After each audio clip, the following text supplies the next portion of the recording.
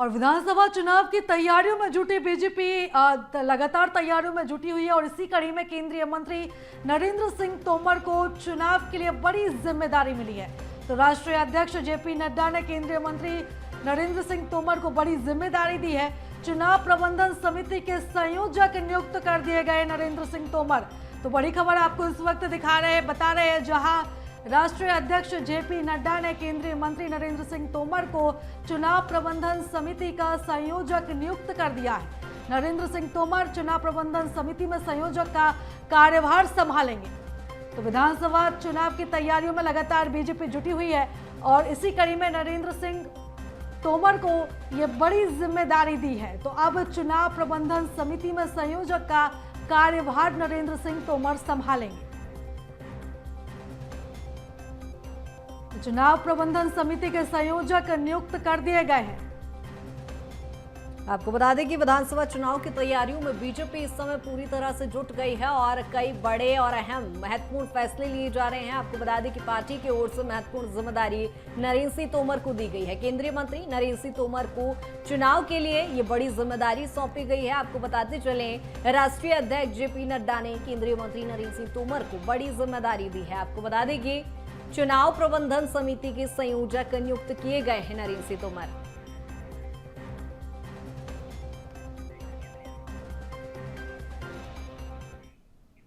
और चलो इस खबर पर ज्यादा जानकारी ले लेते हैं। हमारे साथ संवाददाता विवेक राणा जुड़ गए हैं। विवेक, जैसा कि हम देख रहे हैं, लगातार अमित शाह के दौरे के बाद से बीजेपी में मैराथन बैठकों का दौर जारी है और आज भी दिन भर बैठकें होंगी और उससे पहले यह बड़ी खबर, जहां केंद्रीय मंत्री को बड़ी जिम्मेदारी दे दी गई है। बिल्कुल प्रीता, मध्य प्रदेश में 2023 का विधानसभा चुनाव है और चुनाव को ध्यान में रखती हुई बीजेपी पार्टी अब जमीनी स्तर पर किस प्रकार से काम किया जाए, इसको लेकर कहीं ना कहीं अलर्ट मोड पर है। और बात की जाए भारतीय जनता पार्टी की, तो भारतीय जनता पार्टी के राष्ट्रीय अध्यक्ष जेपी नड्डा ने मध्य प्रदेश के चुनाव प्रबंध समिति का जो संयोजक है वो केंद्रीय मंत्री नरेंद्र सिंह तोमर को बनाया है। क्योंकि बात की जाए नरेंद्र सिंह तोमर की, तो नरेंद्र सिंह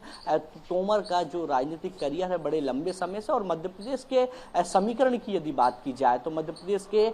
जातिगत समीकरण और राजनीतिक समीकरण को बहुत अच्छे से समझते हैं नरेंद्र सिंह तोमर, जिसके चलते चुनाव प्रबंध समिति का संयोजक उनको बनाया गया है। साथ ही नरेंद्र सिंह तोमर को इसके पहले भी मध्य प्रदेश में कई बड़ी जवाबदारी भी हाईकमान के द्वारा दी गई थी और एक बार फिर एक बड़ी जवाबदारी नरेंद्र सिंह तोमर को दी गई है। अब देखने वाली बात है कि नरेंद्र सिंह तोमर एक बार फिर मध्य प्रदेश के बड़े सियासी गलियारे पर बड़े जवाबदारी दी गई, जिसके चलते अब नरेंद्र सिंह तोमर मध्य प्रदेश के तमाम जातिगत समीकरण की बात की जाए या चुनाव प्रबंध समिति की बात की जाए तो किस प्रकार से रणनीति होगी, इस पर कहीं ना कहीं नरेंद्र सिंह तोमर काम करते नजर आएंगे। मगर बात की जाए केंद्रीय मंत्री अमित शाह की, तो बीते कुछ दिन पहले जिस प्रकार से अचानक केंद्रीय मंत्री अमित शाह का मध्य प्रदेश दौरा था, करीब 4 घंटे तक 13 बड़े नेताओं से मैराथन बैठकें करते हुए दिखाई दिए थे, तमाम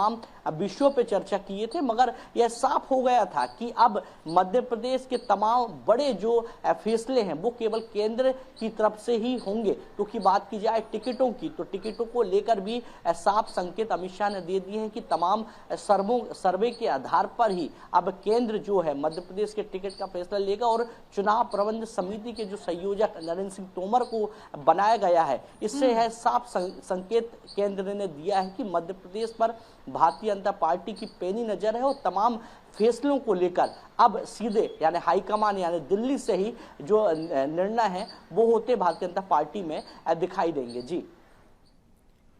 बिल्कुल, वाकई सीनियर लीडर तो नरेंद्र सिंह तोमर यहाँ पर नजर आते ही हैं विवेक, लेकिन हम अक्सर देख रहे हैं आजकल 2018 वाली चूक बीजेपी कहीं ना कहीं करना नहीं चाहती है। इसके चलते केंद्रीय नेतृत्व तमाम फैसले ले रहा है। मैराथन बैठकें तो चल ही रही है, चूंकि केडर बस पार्टी है तो सत्ता संगठन की मजबूती हमेशा से दिखाई देने के लिए, धरातल तक की मजबूती के लिए हमेशा से बैठकों का दौर जारी रहता है। लेकिन मध्य प्रदेश में यदि वर्चस्व की बात की जाए तो नरेंद्र सिंह तोमर एक मजबूत नेता नजर आते हैं। चुनाव में क्या खासा प्रभाव इसका रहेगा?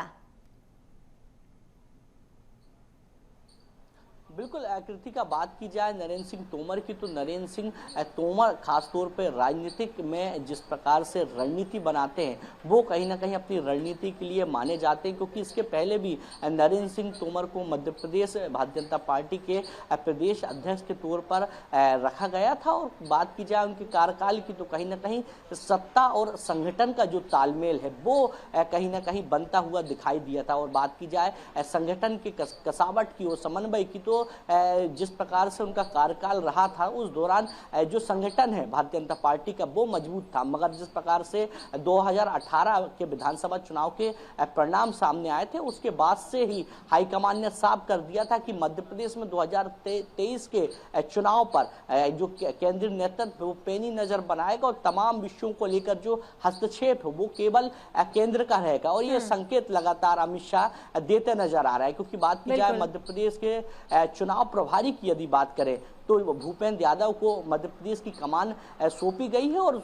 जिस प्रकार से पहली बैठक अमित शाह के साथ हुई थी उससे साफ हो गया था कि अब मध्य प्रदेश के बड़े जो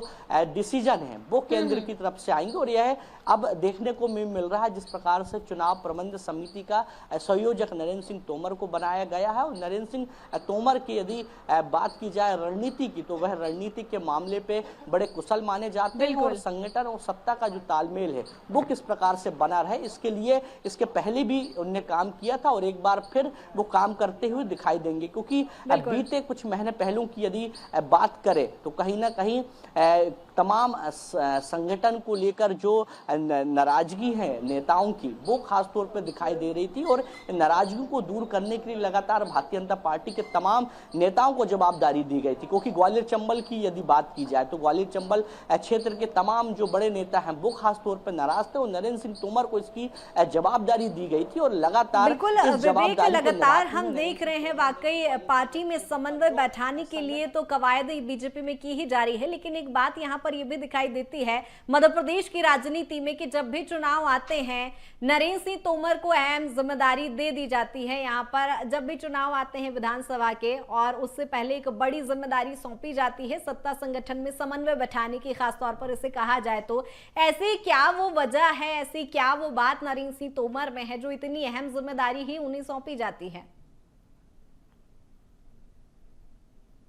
बिल्कुल कृतिका, यदि नरेंद्र सिंह तोमर की यदि कार्यशैली की यदि बात की जाए या रणनीति की बात की जाए तो उनकी जो रणनीति है वो कहीं ना कहीं कारगर सिद्ध होती, क्योंकि इसके पहले भी भारतीय जनता पार्टी ने बड़ी जवाबदारी नरेंद्र सिंह तोमर को दी थी और नरेंद्र सिंह तोमर ने बाखूबी जो जवाबदारी है वो निभाई थी। क्योंकि बात की जाए मध्य प्रदेश की तो जिस प्रकार से उनको प्रदेश अध्यक्ष बनाया गया था और सत्ता और संगठन का जो समन्वय वो बना रहे, तालमेल बना रहे, इनको जवाबदारी दी गई थी और कहीं ना कहीं इस जवाबदारी में भी खरे उतरे थे। क्योंकि बात की जाए बूथ की तो जिस प्रकार से नगरीय निकाय चुनाव और जो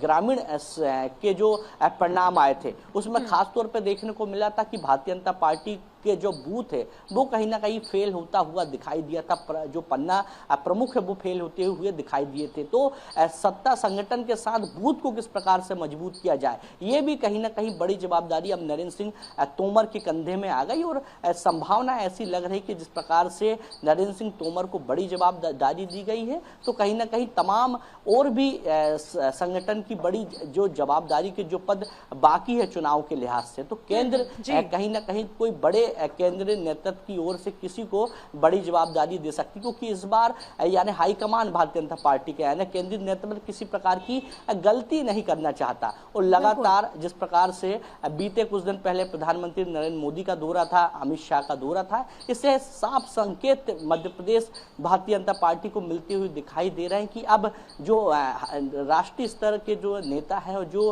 केंद्रीय नेतृत्व है वो मध्य प्रदेश के तमाम सर्वों की यदि बात करें या तमाम महत्वपूर्ण निर्णयों की बात की जाए तो तमाम विषयों को लेकर पैनी नजर बनाए हुए हैं। जी बिल्कुल विवेक, तो क्या आने वाले समय में और भी जवाबदारियां जो हैं वो तय की जा सकती है, क्योंकि नरेंद्र सिंह तोमर को तो बड़ी जिम्मेदारी दे दी गई है और इससे पहले जो बैठक हुई थी जिसमें 13 दिग्गज जो शामिल हुए थे उनमें एक नरेंद्र सिंह तोमर थे, अब उन्हें जिम्मेदारी दे दी गई है, तो क्या और भी चेहरे हैं उनकी भी जवाबदारी तय होगी? बिल्कुल प्रीता, बात की जाए तमाम जवाबदारियों की तो लगातार बैठकों का दौर 3 दिन तक देखने को मिलेगा, क्योंकि मध्य प्रदेश के जो चुनाव प्रभारी हैं भूपेंद्र यादव, उनका मध्य प्रदेश पर 3 दिवसीय दौरा और लगातार तमाम विषयों को लेकर रणनीति बनाते हुए दिखाई देंगे। क्योंकि सर्वे रिपोर्ट की बात करें तो जिस प्रकार से भारतीय जनता पार्टी की सर्वे रिपोर्ट आई, उसके आधार पर टिकट कहीं ना कहीं बांटे जाएंगे और केंद्रीय नेतृत्व ने साफ कर दिया है कि जिस प्रकार से टिकट का वितरण होगा तो उस पर सीधे जो हस्तक्षेप है वो केंद्रीय नेतृत्व का ही रहेगा। अब देखने वाली बात है कि बाकी रणनीति को लेकर आज शाम को एक बड़ी बैठक रखी गई है, जिस पर जो केंद्रीय मंत्री है नरेंद्र सिंह तोमर और मध्य प्रदेश के चुनाव प्रभारी वो भी मौजूद रहेंगे, मुख्यमंत्री शिवराज सिंह चौहान रहेंगे। साथ ही भारतीय जनता पार्टी के मध्य प्रदेश के तमाम बड़े नेता मौजूद रहेंगे, जिस पर लगातार मंथन किया जाएगा, तमाम विषयों में चर्चा की जाएगी। क्योंकि मध्य प्रदेश की बात करें तो अब मध्य प्रदेश में बहुत कम समय बचा है विधानसभा चुनाव को लेकर, और दोनों राजनीतिक पार्टी की बात की जाए तो लगातार अपनी जो पेट है घर पहुंच तक बनाने के लिए, आम जनता तक बनाने के लिए तमाम जो कोशिश है वो करती हुई दिखाई दे रही है। जी बिल्कुल विवेक, लेकिन यदि बात की जाए मध्य प्रदेश की सियासत की, मध्य प्रदेश की सियासत में इस समय ग्वालियर चंबल क्षेत्र एपी सेंटर माना जा रहा है, पूरी ही सियासत यहाँ केंद्रित नजर आ रही है। ऐसे में कितनी महत्वपूर्ण ये जिम्मेदारी नरेंद्र सिंह तोमर के लिए मानी जाए, क्योंकि ग्वालियर चंबल क्षेत्र से वो आते हैं। प्रतिष्ठा दांव पर लगने वाली बात भी यहां पर आती है, क्योंकि हमने नगरीय निकाय चुनाव के नतीजे भी देखे तो कहीं ना कहीं सिंधिया, नरेंद्र सिंह तोमर, ये बड़े जो दिग्गज नेता हैं बीजेपी के, ग्वालियर चंबल क्षेत्र से ही आते हैं। ऐसे में क्या लगता है अब इस क्षेत्र पर भी बीजेपी का पूरा फोकस नजर आ रहा है?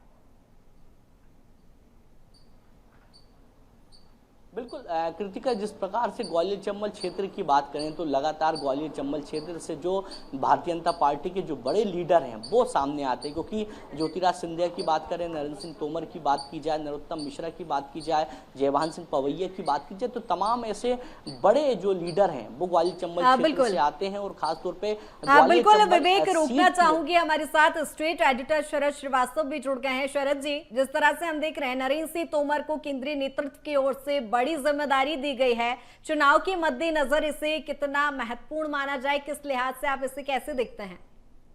देखिए कृतिका, महत्वपूर्ण है और महत्वपूर्ण इस लिहाज से भी है कि वो तमाम जो अटकलें चुनाव को लेकर चल रही थी कि संगठन के स्तर पर क्या होगा, सरकार के स्तर पर क्या होगा, लेकिन अब जो स्थितियां हैं वो बिल्कुल स्पष्ट होती जा रही हैं। और बीएसटीवी ने पहले ही इस बात की पुष्टि कर दी थी कि अमित शाह जो भोपाल आए थे और यहाँ पर उनकी जो दिग्गज नेताओं के साथ बैठक हुई थी, उस बैठक का एजेंडा क्या था। बीएसटीवी ने बताया था कि जल्द ही जो चुनाव प्रबंधन से जुड़ी हुई समितियां हैं उनका ऐलान कर दिया जाएगा, और आज उस खबर पर मोहर भी लग गई है। चुनाव प्रबंध समिति का जो अध्यक्ष है वो नरेंद्र सिंह तोमर को बनाया गया है। मैं आपको बता दूं कि ऐसा पहली बार नहीं है कि जब नरेंद्र सिंह तोमर ने ये जिम्मेदारी संभाली हो। इससे पहले भी 2018 के चुनाव में भी नरेंद्र सिंह तोमर के पास में ये प्रबंधन से संबंधित जिम्मेदारी थी। बीजेपी को कवर करने वाले पत्रकार या बीजेपी को जानने वाले जानते हैं कि इससे पहले, यानी कि नरेंद्र सिंह तोमर से पहले अनिल माधव दवे इस जिम्मेदारी को बखूबी बीजेपी संगठन में निभाते थे। तो ये जिम्मेदारी कितनी बड़ी है और कितनी महत्वपूर्ण है, इसका अंदाजा आप इससे लगा सकते हैं कि जो दिग्गज नेता हैं उनको ही ये जिम्मेदारियां दी जाती हैं। जहां तक बात आप सवाल कर रही थी ग्वालियर चंबल से, तो नरेंद्र सिंह तोमर आते जरूर हैं ग्वालियर चंबल से, लेकिन उनका जो पद है और उनका जो कद है राजनीतिक तौर पर वो राष्ट्रीय फलक का है। और एक वो दिग्गज नेता है, केंद्र में कृषि मंत्रालय जैसा महत्वपूर्ण पद संभालते हैं और मध्य प्रदेश की राजनीति में भी अध्यक्ष जैसा महत्वपूर्ण पद वो संभाल चुके हैं। तो निश्चित ही ये बीजेपी की जो संगठनात्मक तौर पर तैयारी है उसमें एक चेहरा क्लियर हो गया है कि चुनाव प्रबंध समिति से जुड़ा हुआ जो नाम है वो नरेंद्र सिंह शरद जी, सीनियर लीडर तो नरेंद्र सिंह तोमर हैं ही और अहम जिम्मेदारी वो हमेशा से ही संभालते हैं। लेकिन मध्य प्रदेश की राजनीति में हम एक बात देखते हैं कि जब भी चुनाव आते हैं मध्य प्रदेश में नरेंद्र सिंह तोमर को एक अहम जिम्मेदारी ठीक चुनाव से पहले दे दी जाती है। ऐसी क्या खूबी है या ऐसी क्या मैं कहूँ संजीवनी भी एक शब्द यदि इस्तेमाल किया जाए तो ऐसी क्या बात वो दिखाई देती है नरेंद्र सिंह तोमर में जो अहम जिम्मेदारियां उनके हाथ में आती है? बिल्कुल ठीक बात आपने की है कृतिका। और दरअसल नरेंद्र सिंह तोमर के बारे में ये कहा जाता है कि वो जमीन से जुड़े हुए नेता हैं और जमीन से जुड़कर ही उनका जो राजनीतिक सफर है वो आगे बढ़ा है। एक छोटे से कार्यकर्ता से लेकर ग्वालियर की गलियों में ग्वालियर के लोगों ने तो यहाँ तक भी देखा है कि एक वक्त ये भी था कि वो स्कूटर पर बैठकर वहां बीजेपी के लिए प्रचार किया करते थे। तो एक दौर वो भी था ग्वालियर का, और फिर केवल ग्वालियर से निकलने के बाद पहले वो प्रदेश की राजनीति में या प्रदेश के फलक पर उन्होंने अपनी पहचान बनाई, संगठन के लिए काम किया और महत्वपूर्ण अध्यक्ष से लेकर मंत्री जैसे महत्वपूर्ण जो पद हैं वो उन्होंने संभाले प्रदेश की राजनीति में। उसके बाद राष्ट्रीय स्तर पर भी उनकी जो पहचान है वो बनी जब बीजेपी की सरकार आई। उसके बाद में केंद्र में उन्हें पहली बार में ही मंत्री बनाया गया था, और फिर जब सेकेंड टर्म में रिपीट हुआ तब भी वो जो मंत्री जैसा महत्वपूर्ण, केंद्रीय मंत्री जैसा महत्वपूर्ण पद है वो उन्होंने संभाला, और वर्तमान समय में केंद्रीय कृषि मंत्री के तौर पर वो जिम्मेदारी संभाल रहे हैं। तो इससे अंदाजा लगा सकते हैं कि आप एक ऐसा कार्यकर्ता, एक ऐसा नेता जो जमीन से जुड़ा हुआ है और बीजेपी को बेहतर तरीके से समझते हैं, उनके संगठन को किस तरीके से करना है, जहां पर कमजोरियां हैं वहां क्या काम करना है, किस नेता से किस तरीके से काम लेना है और बड़े नेताओं के साथ में कैसे सामंजस्य बैठाना है। ये नरेंद्र सिंह तोमर से बेहतर शायद इस वक्त बीजेपी का और कोई नेता कर भी नहीं सकता। और यही वजह है, जैसा मैंने कहा, कि केवल इस बार ही नहीं, इससे पहले भी जब 18 के चुनाव थे तो उनके प्रबंधन से जुड़ा हुआ वही जिम्मेदारी उनको दी गई थी। और सबसे महत्वपूर्ण जो काम है वो कहीं ना कहीं चुनाव प्रबंधन ही है, चुनाव कोई भी हो। बिल्कुल शरद जी, लगातार हम देख रहे हैं चूंकि 2018 वाली नतीजे बीजेपी दोहराना नहीं चाहती है, इसके लिए किसी भी प्रकार की कोई चूक यहाँ पर ना हो, इसके मद्देनजर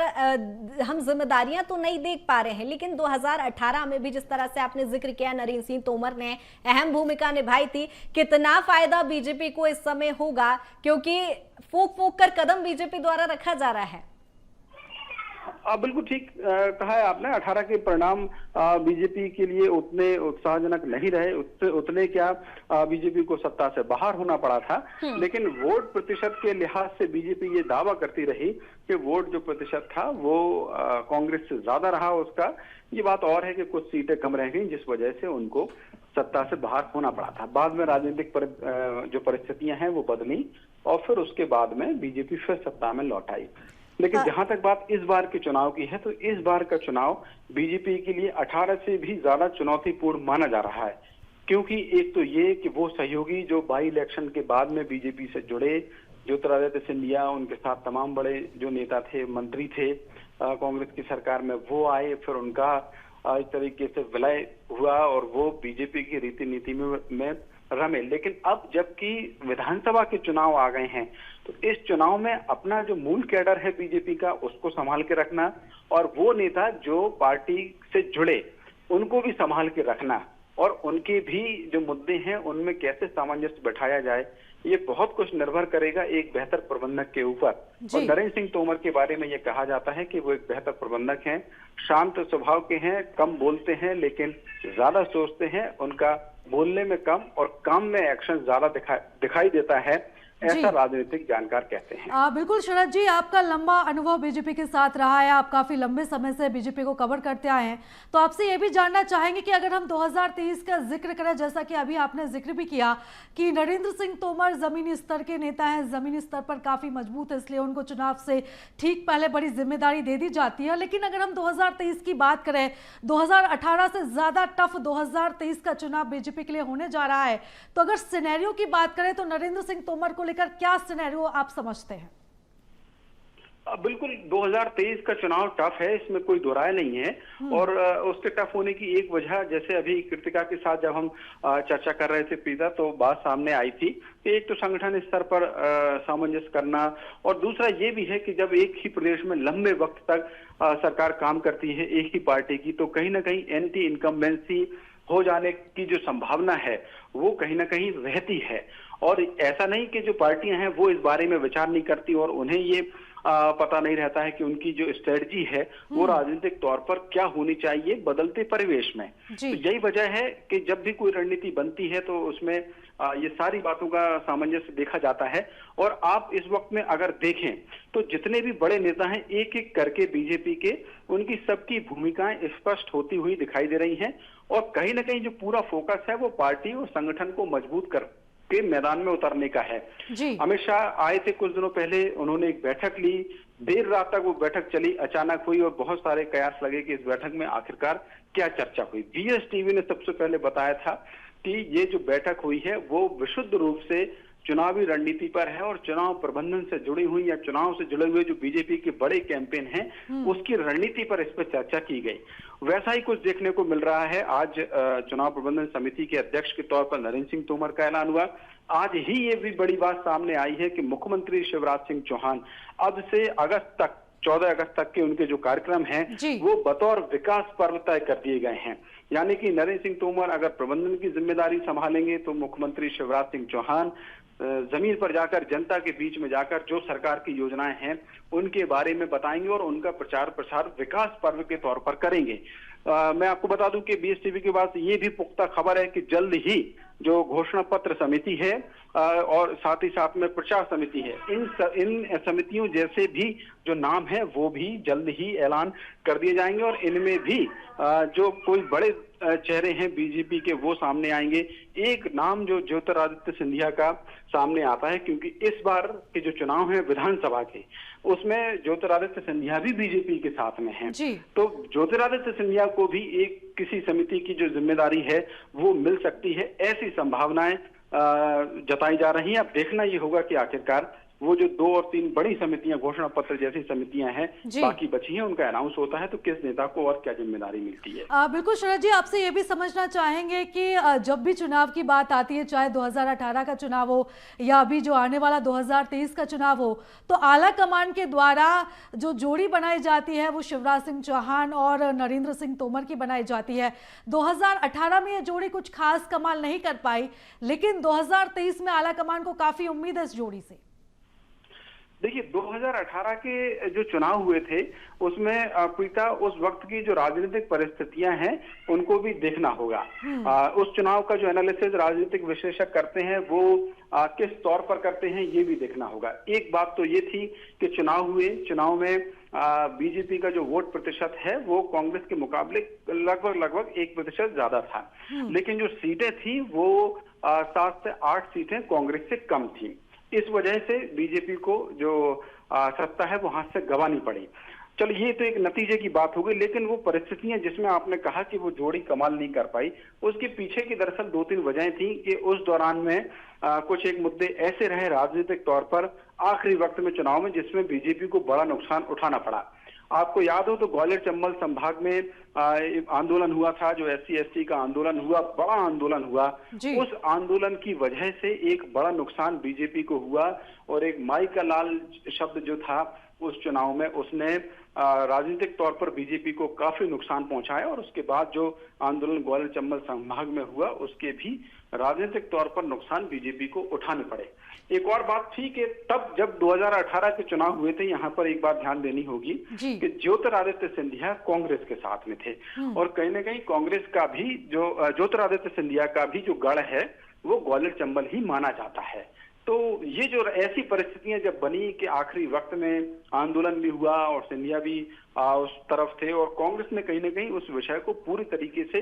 भुनाया भी, तो जिसका नुकसान बीजेपी को हुआ और सीटों के तौर पर कांग्रेस को कहीं ना कहीं उसका फायदा हुआ। तो ये जो परिस्थितियां थी वो संभव था उस वक्त में थी, लेकिन इस बार के चुनाव अभी तक की परिस्थितियों में देखें तो ऐसा कोई बड़ा कोई आंदोलन दिखाई देता हो ऐसा नहीं है। ज्योतिरादित्य सिंधिया की भी अगर हम बात करें तो वो अब बीजेपी के साथ हैं। तो ग्वालियर चंबल की जो हम राजनीतिक बात करते हैं, आप बोल भी रही थी कि नरेंद्र सिंह तोमर वहां से आते हैं और बीजेपी के जो दिग्गज नेता हैं, चाहे नरोत्तम मिश्रा की हम बात करें या नरेंद्र सिंह तोमर खुद उनकी बात करें, और भी कैबिनेट के कुछ मंत्री हैं, प्रद्युम्न सिंह तोमर, भारत सिंह कुशवाहा, ऐसे बड़े जो नाम हैं वो भी बीजेपी के साथ में हैं ज्योतिरादित्य सिंधिया के को जोड़ते हुए। तो अब की परिस्थितियां देखना होगा कि कैसी बनेगी, लेकिन हाँ ये जरूर है कि ये चुनाव टफ है और इस टफ चुनाव को उतनी ही गंभीरता से बीजेपी संगठन ले रहा है, ये इन समिति के ऐलान में दिखाई दे रहा है। बिल्कुल बिल्कुल, बहुत शुक्रिया शरद जी तमाम चर्चा के लिए।